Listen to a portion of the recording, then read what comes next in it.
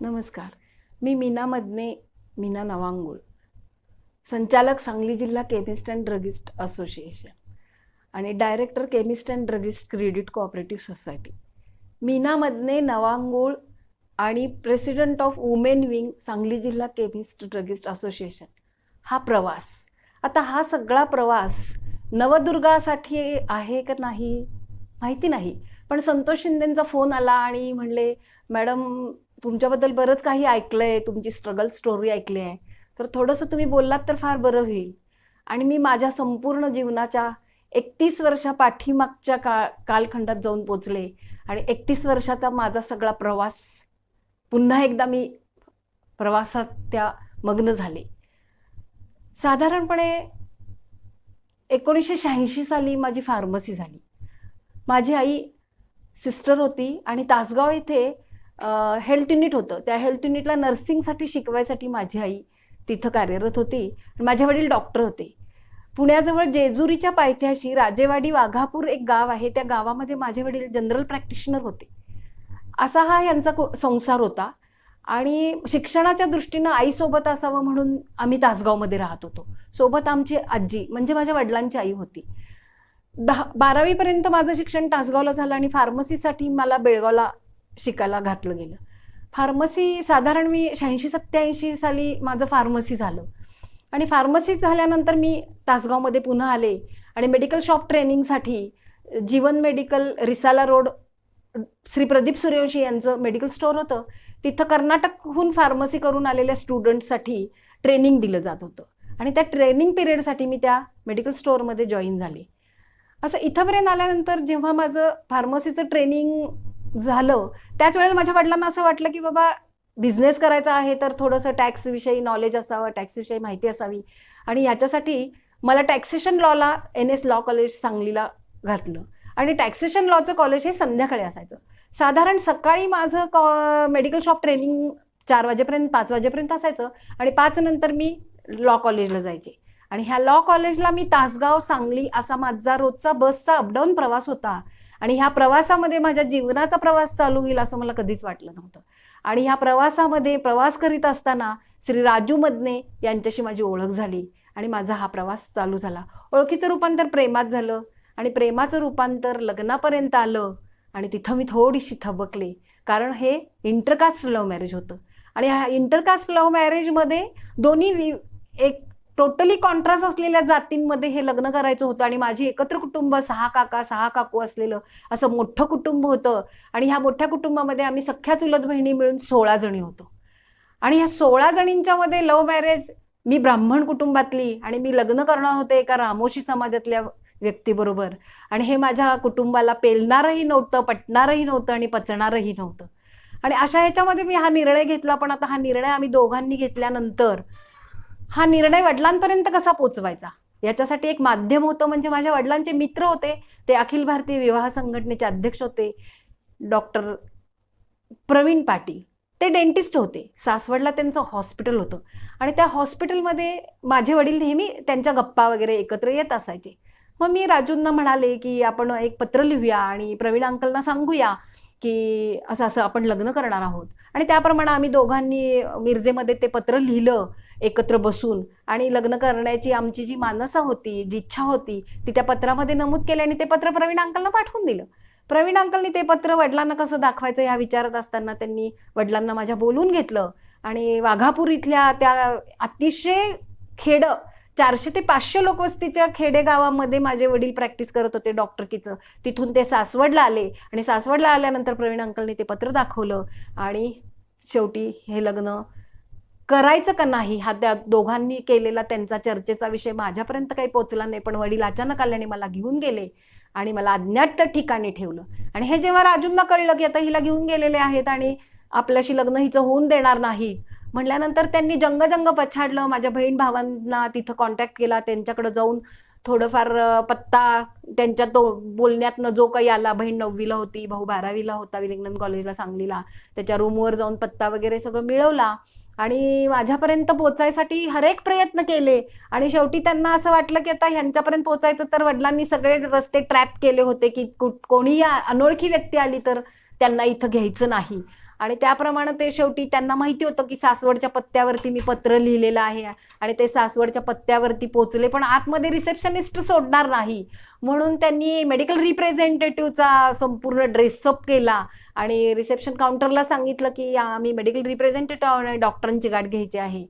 अशी डॉक्टरांची घेणं ऑब्वियसली त्यांना सोडलं आतमध्ये आणि आतमध्ये गेल्यानंतर त्यांनी प्रवीण अंकलना सांगितलं की मी राजू मदने, पोरगी कुठं आहे, पोरगी कुठं आहे म्हटल्यानंतर ते म्हणले मला माहित नाही पोरीच्या बापानं पोरीला कुठं ठेवलं. नाही नाही असं होणार नाही, तुम्ही मित्र आहात आणि तुम्हाला माहिती आहे पोरगी कुठं आहे, मला पोरगी कुठं आहे ते सांगा, नाहीतर मी महिला मुक्ती मोर्चाला नोटीस देईन, पतित पावन संघटनेची मदत घेईन आणि पोरगीला बापानं किडनॅप केले म्हणून मी सांगेन आणि पोरगी तर मी मिळवणारच.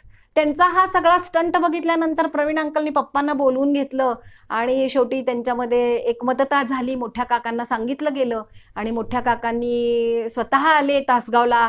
माझ्या मिस्टरांना आईवडील नव्हते, आजी आजोबांकडे ते लहानाचे मोठे झाले आणि त्या आजींची आणि आजोबांची परवानगी असावी म्हणून एक मुलीचे काका म्हणून माझे मोठे काका त्यावेळेला मिलिटरी रिटायर्ड होते आणि ते 70 ते 80 वर्षाचे होते आणि ते तसेच तिथं आले आणि त्यांनी सांगितलं की मुलांनी लग्न करायचा निर्णय घेतलेला आहे तर मुलांना पदरात घ्या. काही केलं हे लोक तयार नाहीत. मग तयार नाही म्हणल्यानंतर मग मदनींनी पण ऐकलं नाही. राजू म्हणाले ठीक आहे, मी समर्थ आहे तिच्याशी लग्न करायला आणि मी येतो. आणि त्यांनी शेवटी एक 4 दिवस मध्ये सोडून आळंदीला लग्न करण्याच्या दृष्टीनं लग्नाच्या तयारीनं मळी मंगळसूत्र घेऊन प्रस्थान केलं आणि आळंदीला अशा पद्धतीनं माझं लग्न झालं. माझ्या लग्नाला माझी आई आली नाही, आईचाही माझ्या लग्नाला जबरदस्त विरोध होता. पण पप्पांनी जगानं असं म्हणू नये की मुलांनी पळून जाऊन लग्न केलं, आमच्या मुलांना कुणी असं म्हणू नये पळून जाऊन लग्न केलं, त्यामुळे आपण अक्षता टाकून देऊया असा वडिलांनी निर्णय घेतला, काकांनी निर्णय घेतला आणि माझं लग्न आळंदीला झालं. आळंदीला लग्न झाल्यानंतर रजिस्टर केल्याशिवाय दोघांनी कुठंही जायचं नाही म्हणून आळंदीचं तहसील असलेलं राजगुरुनगर इथे मॅरेज रजिस्ट्रेशन करून दिलं आणि तुम्ही तुमच्या भविष्याच्यासाठी तुम्ही वाटचाल करा, आम्ही आता तुमचे हात सोडलेले आहेत आणि इथून पुढं मागं वळून माहेरी यायचं नाही की मला त्रास झाला, तू तुझ्या सर्वस्वी जबाबदारीवरती लग्न करत आहेस, एका बॉन्ड पेपरवरती लिहून दे की मी सर्वस्वी माझ्या जबाबदारीवरती हे लग्न करत आहे आणि ह्या लग्नातून वाईट काही निष्पन्न झालं तर मी माझ्या आईवडिलांना जबाबदार धरणार नाही, माझ्या छोट्या भावंडांची लग्न होईपर्यंत मी माहेरची पायरी चढणार नाही आणि यातून काही नुकसान झालं तर ह्याला मी सर्वस्वी जबाबदार आहे असं बॉन्ड पेपरवरती माझ्या वडिलांनी माझ्याकडनं लिहून घेतलं आणि आम्हाला आशीर्वाद दिले. आशीर्वादासाठी जेव्हा मदने वाकले त्यावेळेला मदनेंनी त्यांना फक्त एकच शब्द सांगितला की पप्पा मला वडील नाही आहेत आणि मला पप्पा म्हणायचा मान द्या, इतकीच माझी इच्छा आहे. आणि आम्ही तिथून जे आमच्या बॅगा पॅक करून, बॅगा तरी काय, एक साडी आणि अंगावरचे कपडे, ह्या अशा परिस्थितीमध्ये आम्ही सप्तशृंगी देवीला नाशिकला देवीची ओटी भरायसाठी म्हणून गेलो. त्यांच्या मित्राकडे 1 दिवस राहिलो, 2 दिवस तिथं मुक्काम करून आम्ही पुन्हा मिरजला आलो. मिरज पंचायत समिती इथं मदने ज्युनियर इंजिनियर या पदावर काम करत होते. 11 महिन्याचं कॉन्ट्रॅक्ट बेसिसवरती त्यांची नोकरी होती, परमनंट होईल का नाही अजूनही माहिती नव्हतं. आणि अशा परिस्थितीमध्ये आम्ही लग्न केलं आणि लग्न करून शेवटी पंचायत समिती शेजारी असलेल्या एका मगदूम बिल्डिंगमध्ये आमचा संसार थाटायचं ठरलं. संसार म्हणजे तरी काय तर 10 बाय 10ची खोली, घरमालकाची कॉट, घरमालकाची गादी असा संसार चालू झाला. आणि हा संसार चालू होत असताना कुणाची साथ नव्हती, कोण साथ देईल अशी अपेक्षा नव्हती. आणि साथ होती ते एक छोटा दीर होता माझा, त्याची साथ होती. तो लगेच आला की मग वहिनी कशी आहे बघायला तो आला आणि त्यानं मला साथ दिली बऱ्यापैकी. आणि मग 900 रुपये फक्त हातावरती ठेवले आणि 900 रुपयेमध्ये संसाराची भांडी कुंडी खरेदी करून संसाराची सुरुवात झाली. आणि असा हा संसार 1-2 वर्ष चालला, फल्ला फुलला. 2 वर्षानंतर एक 10 बाय 10ची खोली, तो सोबत असलेला दीर आणि ह्या सगळ्यांना एकत्र राहणं कठीण झाल्यानंतर शेवटी पंचायत समितीच्या कोर्टाचं बांधकाम चालू होतं. तिथं हा संसाराचा सगळा राडा लपेटून आम्ही नवीन ठिकाणी राहायला गेलो आणि तिथं खऱ्या अर्थानं संसाराची सुरुवात झाली. तोपर्यंत लग्नाची 2-2.5 वर्ष झाली होती. आणि ह्या 2-2.5 वर्षानंतर तो दीर पण माझा फार्मसी झाला. तो शिकायला माझ्याकडे असल्यामुळे त्याला फार्मसीचं शिक्षण दिलं आणि कधीही स्वप्नात नसलेलं मेडिकल स्टोअरच्या व्यवसायामध्ये पडायचं ठरवलं गेलं आणि हा मेडिकल व्यवसाय चालू केला. आणि त्यावेळेला जेव्हा मी फार्मसी झाल्यानंतर ज्या मेडिकल शॉपमध्ये ट्रेनिंग करत होते त्या मेडिकल शॉपचे सर्वेसर्वा असणारी सूर्यवंशी यांचं डॉक्टर PR पाटील हॉस्पिटल समोरील मेमोरियल हॉस्पिटल होतं. PR पाटील ते डॉक्टर प्रकाश पाटील एक्सपायर झाले होते, त्यामुळं प्रकाश मेडिको नावे एक फर्म त्यांची चालू केलेली होती आणि ती फर्म चालवण्यास देणे आहे अशी जाहिरात आली आणि ती फर्म मी चालवण्यास घेतली. आता ती फर्म मी चालवण्यास घेतली, दिरासाठी घेतली. मग आम्ही दोघं मिळून ते चालवायचं ठरवलं आणि त्याला सरकारी जॉब लागला, तो सरकारी नोकरीसाठी निघून गेला. आणि मग आता ह्या फर्मचं काय करायचं? आणि तोपर्यंत डेप्युटेशनला लातूरचा भूकंप झाल्यामुळे हे पण डेप्युटेशनवरती लातूरला गेले आणि काउंटर तर हातात घेतलं होतं, धंद्याची तर अजून काहीच पोच नव्हता, धंदा कसा करायचा हेही अजून काही माहिती नव्हतं. मग शेवटी तो धंदा चालू केला. मुलांचं काय करायचं? मुलांना सासर माहेरचे कोणी सांभाळणार नव्हते, कारण तुमचं तुम्ही सगळं करा हे वाक्य डोक्यात माझ्या भिनत होतं. मुलं पाळणा घरात ठेवली आणि या व्यवसायाला सुरुवात केली. असा हा व्यवसाय करत करत व्यवसायाची एकाची 2 शाखा झाल्या आणि खूप प्रगतीवरती आमचा संसार चाललेला होता, फुललेला होता, फळलेला होता. पण काळाच्या मनात, नियतीच्या मनात काहीतरी वेगळंच असतं. आणि आज ह्याच परिस्थितीमध्ये अचानक मधने आजारी पडले आणि त्यांना हिपॅटायटिस बी झाला. ह्या हिपॅटायटिस बी मध्ये 3 ते 4 वर्ष सलग त्यांची ट्रीटमेंट आणि ह्याच्यामध्ये 2 फर्म बंद कराव्या लागल्या. कसं असतं माणसाच्या आयुष्यामध्ये, पुढे जाणं खूप सोपं असतं, पण माझा जो प्रवास होता हा पाठीमागं गेला पुन्हा 10 वर्ष त्यांच्या आजारपणामध्ये. आणि ह्या पाठीमागं गेलेल्या प्रवासाला परत पुढं या स्टेजपर्यंत आणणं पण मला सोपं नव्हतं. आणि शेवटी ते आजारपण इतकं बळावलं गेलं की त्याच्यामध्ये त्यांची डेथ झाली. आणि ज्या वेळेला त्यांची डेथ झाली त्यावेळेला ही एक नियतीने टाकलेलं संकट माझ्यावरती असून सुद्धा दुसरं संकट माझ्या पुढे घातलेलं होतं की ज्या PR पाटील हॉस्पिटलला 18 डॉक्टरांचं ICUचं युनिट होतं, ते ICUच्या युनिटमध्ये सुद्धा सगळे डॉक्टर नवीन युनिट काढून ते हॉस्पिटल सोडून गेले. आणि एक वेळ अशी आली की ते जे काउंटर माझं 70-80 हजाराचं काउंटर होतं ते काउंटर ₹600 वरती येऊन ठेपलेलं होतं. जवळ काय 23 वर्षाच्या संसारामध्ये जी काय पुंजी शिल्लक होती ते मुलांचं शिक्षण, संगोपन, आजारपण याला खर्ची पडलेली होती. आणि समोर मोठं प्रश्नचिन्ह होतं 2 मुलांचं शिक्षण, कारण ती अशा एका टर्निंग पॉईंटच्या वयात होती, त्यांच्या शिक्षणाचा टर्निंग पॉईंट होता आणि माझ्या आयुष्याचा उलट गेलेला टर्निंग पॉईंट होता. आणि ह्या उलट गेलेल्या टर्निंग पॉईंटला परत सुलट करून हा प्रवास करणं मला सोपं नव्हतं. तरीही जिद्दीनं याच्या पुढं जायचं मी ठरवलं. 600 तर 600 रुपये काउंटर, आज ना उद्या नवीन डॉक्टर येतील आणि आपलं मेडिकल नक्की चालेल, ह्या एका आशेवरती मी जगत होते. त्यावेळेला मोठा मुलगा इंजिनिअरिंगच्या 1ल्या वर्षाला होता आणि धाकटा मुलगा 11वीला होता. असा हा प्रवास चालू झाला. हताश झाले, मदत तर कुणाचीच नव्हती. आणि अशा वेळेला 14 वर्षानंतर माझी मैत्रीण अचानक मला मारुती रोडला भेटली आणि तिला हा सगळा माझा प्रवास सांगितल्यावर तिला खूप वाईट वाटलं. ती म्हणली, अगं खचतीस कशाला? खचलं की मार्ग संपतो, मार्ग संपवू नकोस, मी आहे तुझ्यासोबत. तिची पण फारशी काही अशी मिळकत नव्हती. ती LICच्या पॉलिसीचं पैशाचं कलेक्शन करत होती. ती म्हणली, तुला कोल्हापूरला त्याला शिक्षणाला पैसे पाठवायलाच कमी पडतात ना, तुझी पेन्शन थोडी, माझ्याकडं लोकांचं कलेक्शन असलेलं थोडं, असं काहीतरी आपण ऍडजस्टमेंट करत मुलांना शिक्षणाला पैसे कमी पाडूया, नको आपण मुलांना पाठवत राहूया.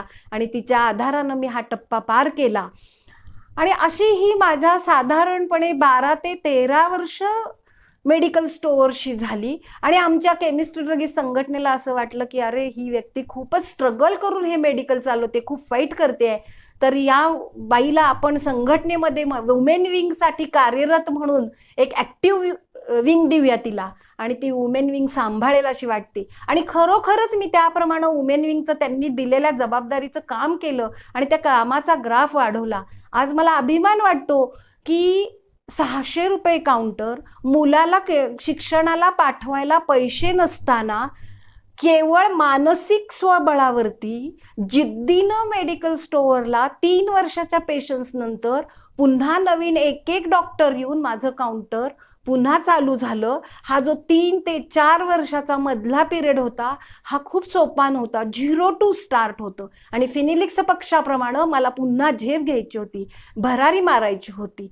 हा माझा मोठेपणा नाही, पण ज्या वेळेला नियती संकट देती त्यावेळेला सहनशक्ती ही देती. आणि ह्या सहनशक्तीच्या जोरावरती मी हा गाडा रेटला. आणि आज मला संपूर्ण तालुक्यातून 40 महिला फार्मासिस्ट जेव्हा काम करताना दिसतात, त्या प्रत्येक तालुक्याला जाऊन मी त्यांच्याशी कम्युनिकेशन करते आणि त्या पोरींनाही सांगते, धंदा हा कायम चढ उतारांचा असतो. आज 1,00,000 असेल, उद्या 2,000 असेल, तुम्ही खचू नका, आपल्या धंद्याशी प्रामाणिक राहा, कष्ट करत राहा, कधीही आपल्याला कमी पडणार नाही. मान्य आहे 2 फर्म बंद करायला लागल्या, कारण त्या प्रत्येक 3 फर्मला भांडवल आणि त्या प्रत्येक ठिकाणी असलेल्या फार्मासिस्टला पगार देणं ही माझी त्यावेळेला कॅपॅसिटी नव्हती, म्हणून ते मी बंद केलं. पण ज्या वेळेला मदने गेले, मदनेंचं ज्या वेळेला ते एक्सपायर झाले, त्यावेळेला पहिल्या 14 दिवसामध्ये कुठलीही स्त्री असा निर्णय घेणार नाही की आज 14 दिवस झालेत माझ्या नवऱ्याला मरून आणि मला जायला पाहिजे दुकानात. हे तर सगळं बिघडलं होतं, ते पुढचं सगळं सावरायचं होतं. माझ्या एक 102 वर्षाच्या पणजे सासूबाई होत्या, त्या मला म्हणाल्या, पोरी रडू नकोस, खचू नकोस, मग गळ्यात डोरलं घाल, 4 लोक काउंटरला बापाई माणसं येणार आहेत, तरणी ताटी हायस, घरात डोरलं घाल, शटर दुकानचं उघडं कर आणि कामाला चालू कर. हा सगळ्यात मोठा मला पाठिंबा होता. त्यामुळे मी विधवेच्या रूपात पांढरी साडी नेसून काउंटरला कामाला न येता मी अखंडपणे आज अखेर सुद्धा एक फाईट देणारी वुमेन असंच मी काम करत राहिले. आणि खरोखर त्यांच्या ह्या वाक्यानं मला बळ आलं आणि हे बळ, ही त्यांनी दिलेली शिदोरी, हे सगळं घेऊन माझा हा अखंड आयुष्याचा प्रवास मी करत आहे. माझी आज दुर्गामाते पुढे इतकीच इच्छा आहे की माझा हा प्रवास हयात माझा काउंटर प्रकाश मेडिकल अस्तित्वात असू दे. प्रकाश मेडिकल हे माझं अस्तित्व आहे. प्रकाश मेडिकल हे माझ्या जीवनाचं सार आहे, तो माझा प्रवास आहे. प्रकाश मेडिकलनं धरलेलं माझं बोट म्हणजे माझं जीवन आहे. आणि म्हणून प्रत्येक बाईनं स्वतःच्या पायावर उभा राहावं, छोटा किंवा मोठा व्यवसाय करत राहावं आणि जिद्दीनं तो पुढं रेटावा. धन्यवाद.